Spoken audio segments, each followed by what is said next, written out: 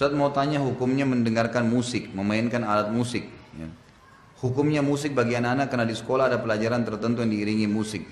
Contohnya senam. Jazakallah khair. Ya, saya berharap begini ya, ke depannya pun kalau misalnya Bapak Ibu lagi bertanya dengan saya, tolong diikutin sampai selesai tuntas penjelasan, kemudian direnungin. Saya nggak minta spontanitas langsung diambil gitu kan. Anda boleh renungin, kemudian Anda lihat nanti, ya insya Allah minta petunjuk sama Allah supaya dikasih petunjuk yang benar. Saya termasuk yang sering mengingatkan kepada kaum muslimin, terutama jemaah pengajian saya untuk menjauhi musik. Mohon maaf Bapak Ibu sekalian, karena begini, ada alasan. Bapak Ibu tahu, kalau Anda mau anak Anda hafal Quran, yang paling pertama Anda praktekin, kalau mau hafal Quran dan cepat ya, jangan dengarkan musik dan jangan interaksikan dengan lawan jenisnya. Kecuali apalagi kalau dia sudah balik, nggak boleh.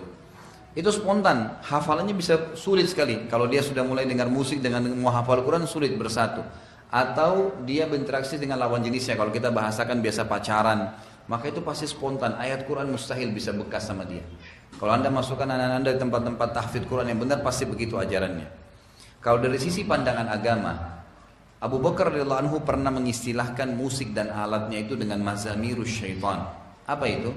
Anak-anak panahnya syaitan yang bisa menusuk hati manusia.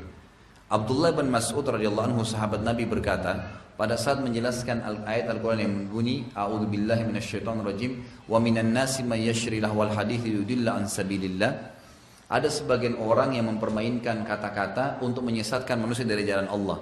Kata Abdullah bin Mas'ud sahabat Nabi ini, demi Allah itu adalah musik. Demi Allah itu adalah musik. Beliau mengatakan ini. Jadi cukup banyak statement para ulama berhubungan dengan masalah musik ini. Umumnya mereka lebih cenderung semua mengatakan lebih baik dijauhi.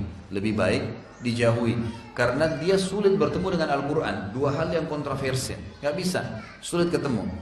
Al-Quran atau musik. Susah. Kalau orang sudah biasa dengar musik, mustahil dia biasa mendengarkan Al-Quran. Itu agak sulit untuk menyatukannya gitu kan. Maka saya selalu sarankan untuk dijauhi, Allahu a'lam.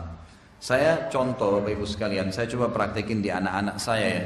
Saya bilang sama istri saya, coba kita mulai anak-anak ini dengarkan Al-Quran.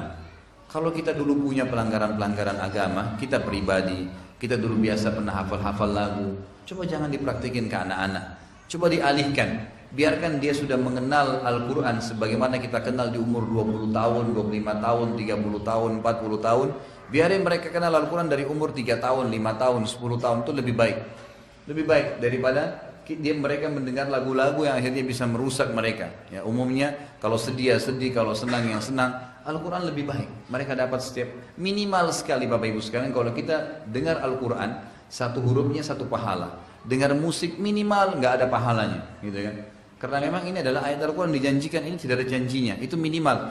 Belum kalau kita bicara hukum-hukum syar'i yang lainnya. Allahu a'lam. Coba direnungin Bapak Ibu sekalian. Kalau di madrasah, di sekolah, Anda punya sekolah Islam, coba terapin. Ganti dengan yang lain.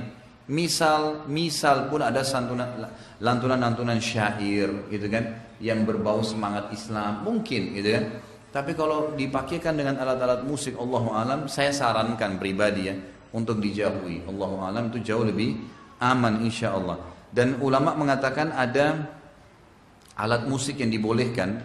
Itu seperti Syekh Albani rahimahullah mengatakan alat musik yang dibolehkan adalah gendang bagi ibu-ibu di acara perkawinan atau pada saat lebaran. Tapi itu juga dibolehkan bagi muslimah. Sesuai dengan hadis Bukhari, ada dua budak wanita sedang memukul gendang di depan Aisyah di hari lebaran Idul Fitri ya.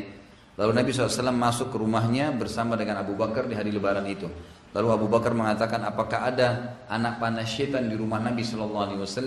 Kata Nabi SAW, biarkanlah wahai Abu Bakar, untuk mereka, kaum wanita ini, mereka melakukannya di hari raya ini, agar orang Yahudi tahu kita juga memiliki hari raya.